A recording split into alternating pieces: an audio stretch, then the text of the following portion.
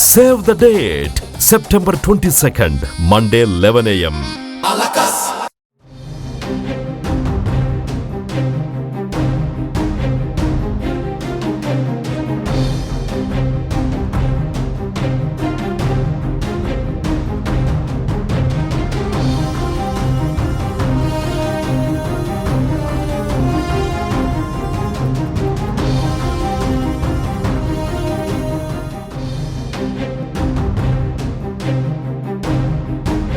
సూర్యగ్రహణం ఈరోజు రాత్రి ప్రారంభమై రేపు తెల్లవారుజామున 3:23 ముగుస్తోంది. ఆ సమయంలో సూర్యుడు కన్యా రాశి ఉత్తర ఫాల్గుని నక్షత్రంలో ఉంటాడు. అంతేకాదు చంద్రుడు బుధుడు కూడా కన్యా రాశిలో ఉంటారు. బుధుడు సూర్యుడి కలయికను బుధాదిత్య యోగం అంటారు. ఈ యోగం గ్రహణం సమయంలో ఏర్పడితే దానికి ప్రత్యేక స్థానం ఉంది. అంతేకాదు ఇతర గ్రహాల స్థానం కూడా ముఖ్యమైనవి. శనీశ్వరుడు మీనరాశిలో, బృహస్పతి మిథునంలో, కుజుడు తులారాశిలో, శుక్రుడు కేతువు సింహరాశిలో, రాహువు కుంభరాశిలో ఉంటారు. ఈ గ్రహాల స్థానాలు సూర్యగ్రహణం ప్రభావం పైన భిన్నమైన ప్రభావాలను చూపుతాయి.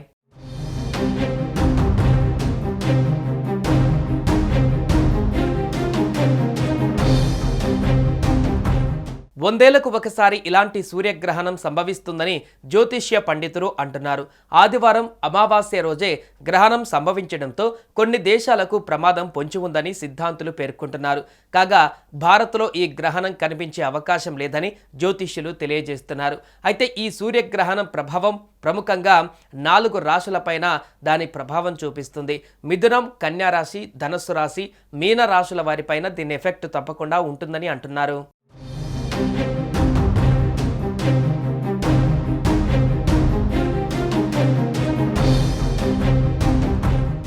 జ్యోతిష శాస్త్రం ప్రకారం ఆదివారం మహాలయ అమావాస్య సూర్యగ్రహణం వేళ చంద్రుడు సింహరాశిలో సంచారం చేయనున్నాడు.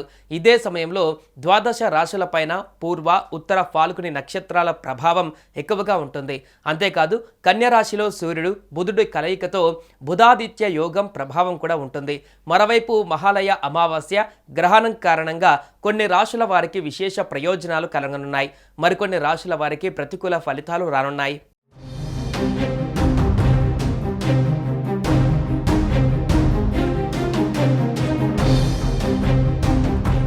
సూర్యగ్రహణం ప్రారంభానికి ముందు స్నానం చేయడం శుభప్రదమని పండితులు చెబుతున్నారు. అలాగే గ్రహణానికి కనీసం 4 లేదా 5 గంటల ముందు భోజనం చేయడం కూడా మంచిది. ఇక గ్రహణం ప్రారంభానికి ముందు తులసి ఆకులను ఆహార పదార్థాలపై తాగే నీటిలో వేయాలి. ఇలా చేయడం వల్ల గ్రహణ ప్రభావం ఆహారం నీళ్లపై పడకుండా ఉంటుందని నమ్మకం. సాధారణంగా అమావాస్య రోజు చాలామంది కొన్ని ప్రత్యేక పూజలు చేయడం, పరిహారాలు ఆచరించడం చేస్తారు. అందులోనూ సూర్యగ్రహణం అమావాస్య ఒకే రోజు వస్తే ఆ రోజును మరింత ప్రత్యేకంగా పరిగణిస్తారు. ఈ అమావాస్య రోజున పితృదేవతలకు తర్పణాలు ఇవ్వడం చాలా ప్రధానమైనది, ముఖ్యమైనది కూడా. ఇలా చేయడం వల్ల పూర్వీకుల ఆశీస్సులు కలుగుతాయని పండితులు చెబుతారు.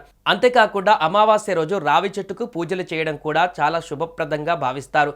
ఇక అమావాస్య రోజు శివాలయంలో పూజలు చేయడం, అభిషేకం చేయడం వల్ల కూడా గ్రహ దోషాలు, చీడపీడలు తొలగిపోతాయని విశేషమైన నమ్మకం.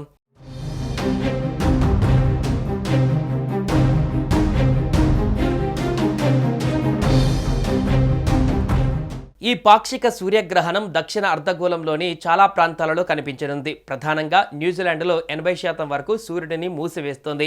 ముఖ్యంగా స్టూవర్ట్ ఐలాండ్ దక్షిణ భాగాలలో బాగా కనిపిస్తుంది. ఆస్ట్రేలియా దక్షిణ తీర ప్రాంతాలు, సిడ్నీ, మెల్బోర్న్ వంటి నగరాలలో కూడా బాగా కనిపిస్తుంది. అంటార్కిటికా మైకెల్ భాగాలు దక్షిణ పసిఫిక్ మహాసముద్రము, దక్షిణ పసిఫిక్ మహాసముద్రము, అట్లాంటిక్ మహాసముద్రం ప్రాంతాలలో కూడా కనిపిస్తుంది. యూరప్, ఉత్తర అమెరికా, ఆసియా ప్రాంతాలలో కనిపించదు.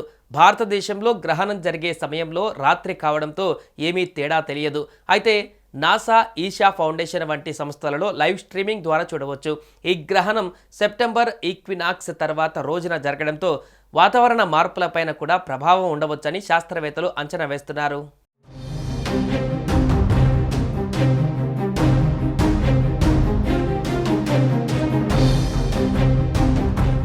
సుమన్ టీవీలో మీ పర్సనల్ అండ్ బిజినెస్ ప్రమోషన్స్ కోసం కింది నెంబర్కి కాంటాక్ట్ చేయండి. డ్రగ్స్, గంజాయి లాంటి చెడు వ్యసనాలకు దూరంగా ఉండండి. తాత్కాలిక ఆనందం కోసం జీవితాలని నాశనం చేసుకోవద్దు. డ్రగ్స్ విక్రయాలు, దందాలు నిర్వహిస్తే 1800599696 టోల్ ఫ్రీ నంబర్ కి కాల్ చేయండి. డ్రగ్స్, గంజాయిని నిర్మూలిద్దాం, భవిష్యత్తును కాపాడదాం.